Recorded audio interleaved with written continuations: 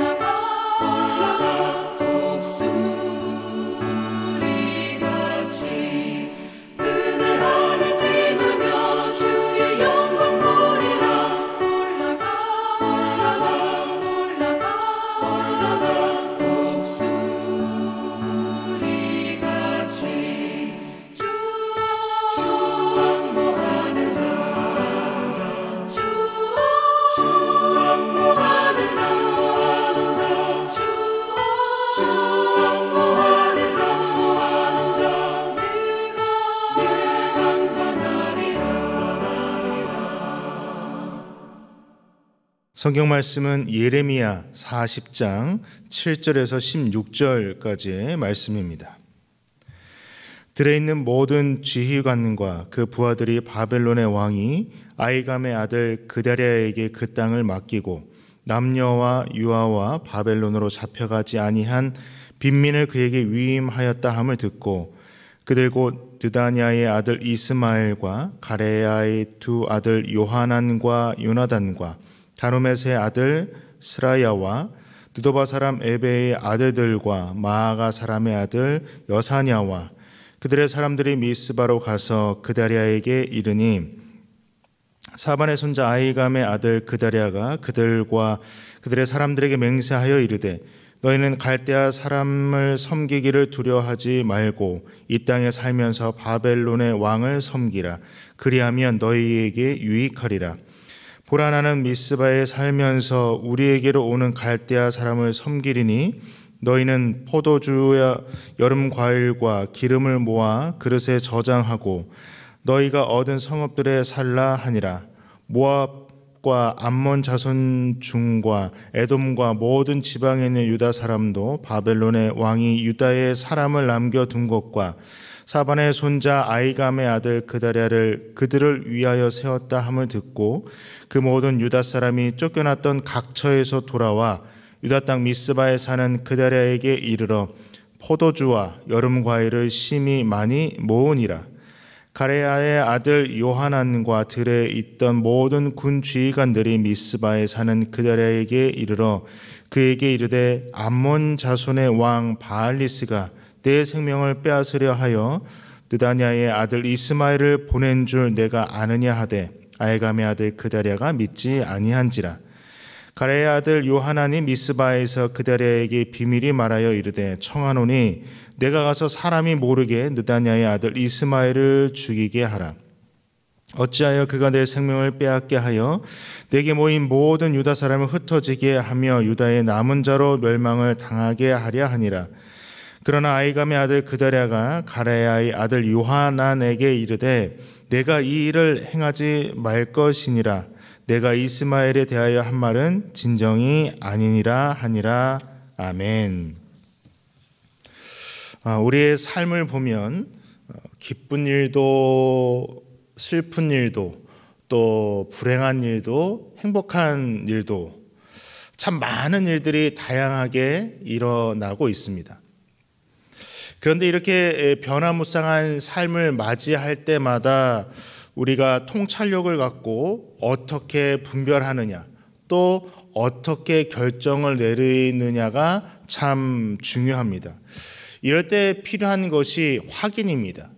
이 확인과 관련된 속담 중에 이런 속담이 있죠. 돌다리도 두들겨 보고 건너라라는 그런 말이 있습니다. 아무리 잘 아는 일이라도 세심한 주의를 기울여서 실수가 없도록 하라는 그러한 말이죠. 그런데 또 이런 말도 있습니다. 꺼진 불도 다시 보자. 제대로 확인을 하지 않을 경우 큰 불행을 초래할 수 있기 때문에 반드시 잘 살피고 꼭 확인해야 한다라는 그런 말입니다. 오늘 말씀을 보게 되면 한 번 더 확인하지 않아서 꼼꼼히 살피지 않아서 큰 불행을 맞이하게 되는 그다랴가 등장을 합니다.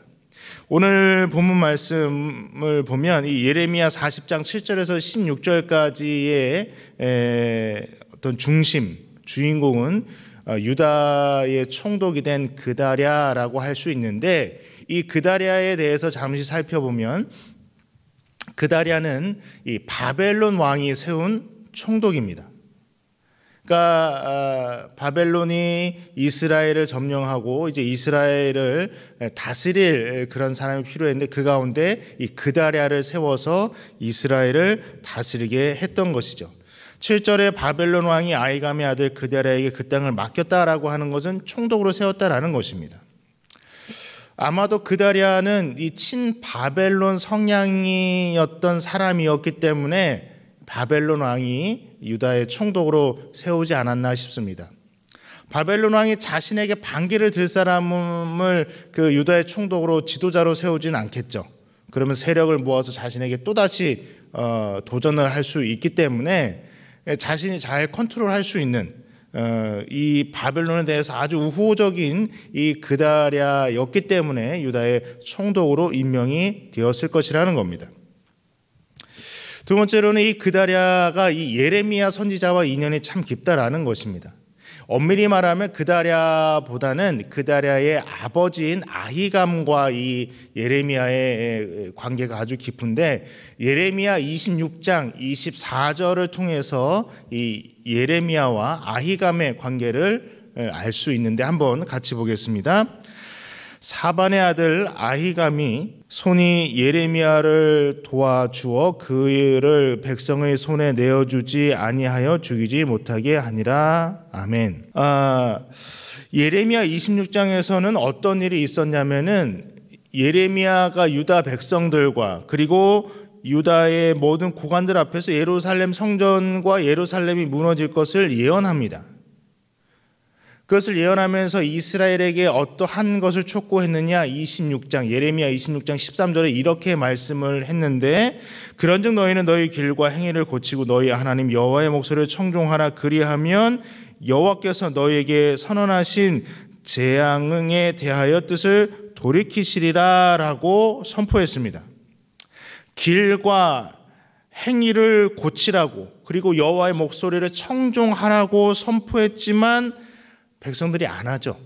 오히려 이렇게 선포한 예레미야를 죽이려고 사람들이 달려들었습니다. 그때 아히감이 나서서 그 달려드는 그 군중들을 제지하고 또 예레미야의 생명을 보호하게 됩니다. 분노한 그 백성들을 제지할 수 있었다라고 하는 것은 이 아히감도 보통 인물이 아니었다라는 것이죠. 그만큼 영향력도 있었고 사람들이 함부로 할 수 없는 그런 아히감의 위치였는데, 그러면 아마도 어제 새벽에 설교를 통해서 들으셨을 수도 있을 텐데, 그럼 이 아히감은 누구냐? 아히감의 아버지가 사반이라고 되어져 있습니다. 이 구절을 보시면 이 그다랴를 소개할 때 사반의 손자 아히감의 아들이라고 합니다. 그러니까 아히감의 아버지는 사반입니다. 그럼 이 사반은 누구냐? 요시야 왕이 있었죠. 그런데 이 요시야 왕이 종교개혁을 일으킬 때, 많은 개혁들을 일으킬 때 그 옆에서 개혁을 돕는 그 중요한 인물 중에 하나가 사반이었던 것입니다. 그러니까 왕의 최측근으로서 서기관의 그 관직을 가지고 요시야를 도왔던 사람이 이 사반이었던 것입니다. 그러니까 이 그다랴의 집안은 왕족이진 않지만 그러나 나름 왕실과 가까운 그런 집안이었고, 그래서 나름 뼈대 있는 집안의 후손이 이 그다랴였다라는 것입니다. 그런데 이 어떤 배경, 출신 성분, 그다랴의 배경, 출신 성분보다 더 중요한 것은 무엇이었느냐면 그다랴가 예레미야가 전한 말씀을 잘 들었다라는 겁니다. 이 말인즉슨 예레미야의 말을 잘 들었다라는 것은 하나님의 말씀에 귀를 기울였다라는 것입니다. 이것을 어디에서 확인할 수 있느냐? 오늘 말씀 9절과 10절을 통해서 확인할 수 있는데 함께 보시겠습니다. 사반의 손자 아히감의 아들 그다랴가 그들과 그들의 사람들에게 맹세하여 이르되 너희는 갈대아 사람을 섬기기를 두려워하지 말고 이 땅에 살면서 바벨론의 왕을 섬기라. 그리하면 너에게 유익하리라. 보라, 나는 미스바에 살면서 우리에게로 오는 갈대아 사람을 섬기리니 너희는 포도주와 여름과일과 기름을 모아 그릇에 저장하고 너희가 얻은 성읍에 살라 하니라. 아멘. 예레미야가 등장을 하진 않습니다. 그러나 예레미야가 꼭 전한 말씀처럼 아주 내용이 똑같죠. 예레미야가 전한 말씀이 되풀이되는 것처럼 보입니다. 갈대아 사람 바벨론 왕을 잘 섬기라고 합니다. 그러면 너희가 유익해진다, 더 좋아진다라고 말합니다. 그리고 나서 또 뭐라고 얘기하냐면 포도주와 여름과일과 기름을 저장하라고 하는데, 이 포도 또 이 여름과일, 기름은 이스라엘 땅에서 나는 아주 대표적인 농산물입니다. 이것들을 저장하고 성읍에 살라고 하는 것은 지금 미스바로 모여든 이 비록 망하긴 했지만 그러나 새로운 삶을 위해서 모여든 이 많은 군중들에게 이제 각자에게 주어진 성읍에 가서 생산적인 활동을 하면서 일상적인 삶을 살아가라는 것입니다. 정상적인 삶을 살아가라고 말하고 있는 것입니다. 왜 그랬느냐? 예레미야가 계속해서 선포해 주신 것처럼 그다랴가 지금 나라의 상황을 보니까 이 바벨론 왕국의 이 통치가 바벨론의 노예로 살아가는 것이 쉽게 끝날 것 같지가 않거든요. 그러니까 바벨론을 잘 섬기면서 나름대로 편안한 일상을 보낼 수 있도록 준비하라는 것입니다. 어쨌든 이 그다랴를 중심으로 해서 모여든 많은 사람들이 이제 무너진 삶을 이제 새롭게 일구어 가고 있었습니다. 여기에서 이 말씀이 마무리되었다라면 참 아름다웠겠죠. 그러나 그렇지 않습니다. 슬픔과 불행이 엄습해 옵니다. 다시 유다에 모여든, 미스바에 모여든 수많은 사람들 가운데 이 그다랴 총독을 암살하려고 하는 사람이 있었던 것입니다. 이 가레야의 아들 요하난이 이 사실을 알았습니다. 그래서 총독에게 이야기를 하죠. 하지만 그다랴 총독은 믿지 않았습니다. 그래서 요하난이 15절에 이렇게 요청합니다. 가레야의 아들 요하난이 미스바에서 그다랴에게 비밀을 말하여 이르되 청하노니 내가 가서 사람이 모르게 느다냐의 아들 이스마엘을 죽이게 하라. 어찌하여 그가 내 생명을 빼앗게 하여 내게 모인 모든 유다 사람을 흩어지게 하며 유다의 남은 자로 멸망을 당하게 하랴 하니라. 그다랴가 죽으면, 그다랴 총독이 죽게 되면 지금 모여있는 유다 백성들이 다시 흩어지게 되고 이렇게 새롭게 재건하는 모든 것들이 물거품이 되기 때문에 이 요하나는 그것이 너무 걱정이 되기 때문에 그래서 자신이 이 그다랴 총독을 암살하려고 하는 그 이스마엘을 자신이 처단하겠다라고 그렇게 이야기를 합니다. 내가 처단할 테니 허락해달라라고 부탁을 하고 있는 거죠. 하지만 이 그다랴가 요하난의 말을 믿지 않습니다. 거짓말이라고 치부해 버립니다. 그러면서 이 오늘 본문 말씀이 마무리됩니다. 이 일로 인해서 어떠한 결과가 벌어지는지는 이제 내일 새벽에 들으시게 될 텐데, 오늘 말씀드리고자 하는 것은 이 사람을 뭐 의심하고 또 뒷조사하면서 확인하라는 말씀이 아닙니다. 어떤 사람에 대해서 들을 때 뭐 이렇게 꼭 그 사람이 어떤지에 대해서 이렇게 모르게 확인하라고 하라는 말씀이 아니라, 이 마태복음 10장 16절의 말씀을 보게 되면 예수님이 이렇게 말씀을 하고 계십니다. 보라, 내가 너희를 보냄이 양을 이리 가운데로 보낸 것과 같도다. 그러므로 너희는 뱀같이 지혜롭고 비둘기같이 순결하라. 아멘. 우리가 사는 이 세상, 당시에 예수님께서 제자들을 보내신 그 세상도 마찬가지지만 지금 우리가 살아가고 있는 이 세상도 이리가 득실득실한 악한 세상이라는 것입니다. 그런데 이러한 세상에서 어떻게 우리가 살아가야 하느냐, 예수님의 제자로서 어떤 삶을 살아가야 하느냐, 비둘기같이 순결해야 합니다. 하나님에 대한 순결을 지키며 믿음을 지키고 정절을 지키고 절개를 지키는 거 당연합니다. 그런데 그 이전에 앞서서 우리에게 요구하시는 것이 무엇이냐면 뱀같이 지혜로워야 한다라고 말씀하시는 겁니다. 우리가 아담과 하와 때문에 뱀에 대해서 그렇게 좋지 않은 어떤 개념이 있고, 또 산이나 또 길거리에서 뱀 만나면 막 소스라치게 놀라기 때문에 이 뱀이 아주 뭐 그렇게 썩 호감이 가는 그런 짐승이라고는 할 수 없지만, 하나님께서 예수님께서 이렇게 말씀하심을 통해서 우리에게 무엇을 깨닫게 하시느냐, 하나님의 지혜가 필요하다라는 것입니다. 하나님의 분별력이 필요하다라는 것입니다. 이 악한 세상을 살아나가는 데 있어서 하나님의 지혜, 하나님의 분별력이 우리에게 반드시 있어야만 한다라는 것입니다. 그래서 삶을 지혜롭게 살아나가기 위해서는 어떻게 해야 되냐, 하나님의 지혜가 필요한데, 그렇다고 해서 꼭 악한 세상을 살아나가야 하기 때문에 필요한 것만이 아니라, 지금 코로나 시대를 살아가는 우리, 코로나 때문에 한 번도 경험해보지 못한 하루하루를 보내면서 어떻게 해야 할지 우왕좌왕하고 갈팡질팡할 때가 우리가 많지 않습니까? 이런 삶 속에서 우리의 중심을 잡고 일상생활을 하고 또 신앙생활을 하기 위해서는 하나님이 주시는 지혜가 필요하고, 하나님이 주시는 통찰력이 필요하고, 하나님께서 우리에게 허락하시는 이 분별력이 필요하다라는 것입니다. 그래야 더 큰 어려움을 막을 수 있고 또 정상적인 편안한 삶을 살아갈 수 있다라고 우리에게 오늘 그다랴를 통해서 말씀해 주고 계신 겁니다. 사실 오늘 본문 말씀만 보게 되면은 이 그다랴가 뭐 세상의 어떤 정치라던가 사람들을 포용하는 정치적인 그런 모습이라던가 또 사람들에게 권면하는 이 경제적인 것, 그러니까 정치적인 것, 경제적인 것, 뭐 지도자로서 정말 손색이 없는 괜찮았다라고 할 수 있는데, 그러나 이 영적인 부분에 있어서는 실수가 있었던 것입니다. 하나님의 판단력과 지혜를 구하지 않았던 것입니다.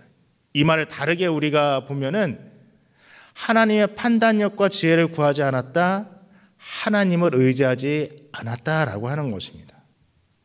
할아버지 때부터 늘 왕실과 연관이 돼 있어서 세상 돌아가는 것을 잘 알고 있었던 그였기 때문에 어찌 보면 내 힘으로 인간의 전략으로 충분히 할 수 있을 거야 라는 생각을 했을지도 모릅니다. 어쨌든 중요한 것은 우리가 7절부터 16절까지 볼 때 하나님에 대한 도움, 간구함이 드러나지 않고 있다라는 것입니다. 하나님을 의지하지 않고 있었다라는 것을 증명해 주는 그런 그달의 삶인 것입니다. 하루하루 힘겹고 버거운 삶을 살고 있는 우리들입니다. 하지만 이럴 때일수록 하나님을 더욱더 의지하시는 우리 귀한 성도님들이 되시기를 바랍니다. 그래서 우리의 일상을 삼켜버린 코로나로 인해 생기는 모든 문제와 어려움을 우리 주님과 함께 주님이 주시는 힘과 분별과 판단과 지혜를 가지고 잘 헤쳐나가시는, 그래서 선한 결과를 얻는 복된 인생 되시기를 간절히 소원합니다. 기도하겠습니다. 하나님, 늘 영적으로 깨어서 하나님의 전신갑주로 무장되는 우리 한 사람 한 사람 되게 하여 주시옵소서. 또 후히 주시고 꾸짖지 않으시는 하나님께 하늘의 지혜를 구하며 그 지혜로 언제나 승리하며 살아갈 수 있도록 도와주시옵소서. 예수 그리스도의 이름으로 기도하옵나이다. 아멘. 이제 각자의 처소에서 기도하시되 개인을 위해서 그리고 우리 코로나를 잘 극복할 수 있도록 번동 가족 기도 제목을 갖고 함께 기도해 주시면 감사하겠습니다. 우리 주여 세 번만을 짓고 기도하겠습니다. 주여, 주여, 주여.